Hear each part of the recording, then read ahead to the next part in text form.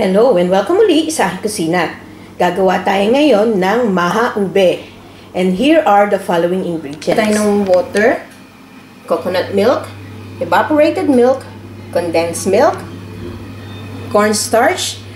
I-dissolve natin sa another portion of water, butter, ube halaya, gagamit din tayo ng ube flavoring, sugar, at para sa ating toppings, gagamit tayo ng toasted desiccated coconut or kung gusto nyo, gumawa kayo ng latik. So, ang lahat na ingredients at exact measurements, makikita nyo ang link sa description box. Paki-check na lang. So, ang ating first step, yung ating cornstarch, itutunawin natin dito sa isang portion ng water. So, haluin lang natin itong maigi and make sure na dissolve natin lahat na walang lumps. So, pag ready na ito, we'll set this aside. So, ang ating next step, dito sa isang malaking kawali, ilagay na natin yung coconut milk. So, wala kaming fresh na coconut milk dito, kaya yung kandang ginamit ko. So, mas maganda kung yung kakanggata. So, pag nalagay na natin yung coconut milk, lagay na rin natin yung butter. So, saluin lang natin to. So, hintayin lang natin tong kumulo. So, ayan, kumukulo na yung mixture natin. So, pwede natin hinaan ng konti muna yung ating apoy.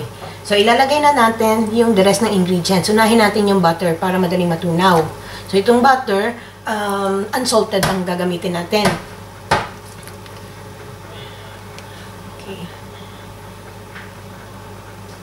And then, lagay na rin natin yung evaporated milk. Yung ating condensed milk.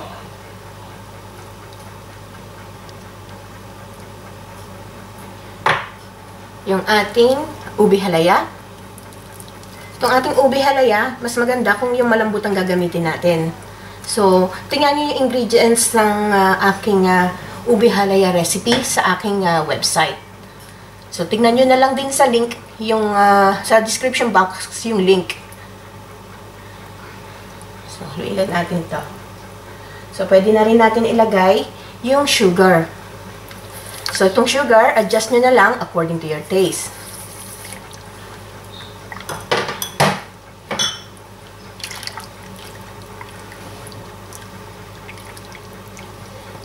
So, make sure yung ating ube halaya ay mahalo maigi or madi-disintegrate.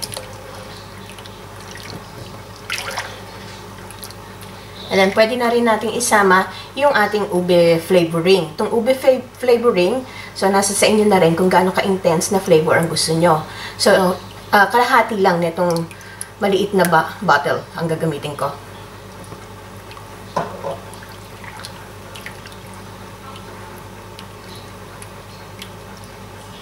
So, ayan. Haluin lang natin itong maigi. And then, hintayin lang natin na kumulo. So, ayan. Yung ating ube, para matunaw, ano lang natin ang tinidor. Durugin lang natin. Para even yung ating ube. Ayan. So, pagka kumulo na to, lalambot na rin naman itong ube halaya.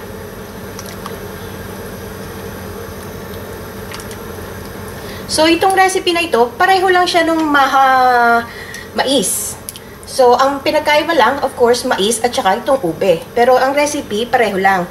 Pero, yung recipe ko ng maha mais, kalahati lang ang ginawa ko kasi masyadong marami yun. So, nasa sa inyo na yun. Pwede nyo namang gayahin na kung maramihan ang kailangan nyo. Doblehin nyo na lang.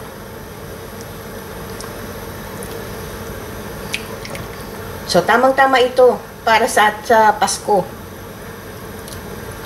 Panghanda natin sa Noche Buena.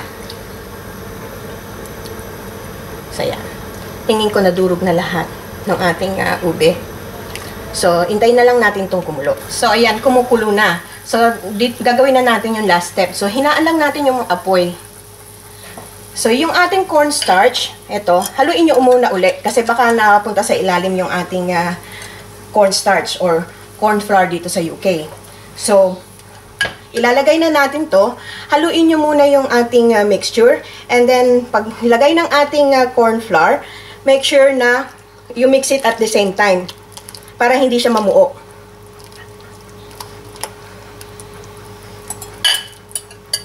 So, yan. Biglang lapot yan. So, halo lang ng halo.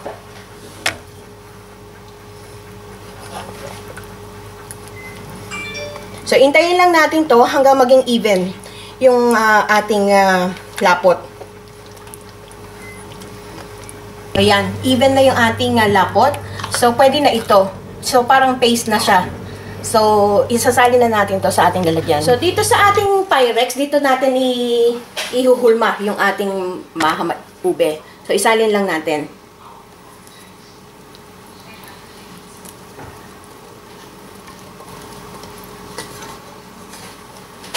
And then, i-level lang natin. So, ang bilis lang gawin, di ba? So, we'll let this cool down completely, maybe for an hour or 2, hanggang mag-firm up yung ating maha. So, ayan. After an hour, nag-firm up na yung ating maha ube. So, yung ating toasted desiccated coconut, lagyan lang natin sa ibabaw. Natin. So, pwede din kayong gumawa ng latte kung gusto nyo. Yun ang gamitin. Okay. So, ayan. This one is ready for serving. So, sana magustuhan nyo itong recipe na ito and share it with your friends. Hanggang sa susunod kong video, magkita-kita ulit tayo. Salamat! Bye!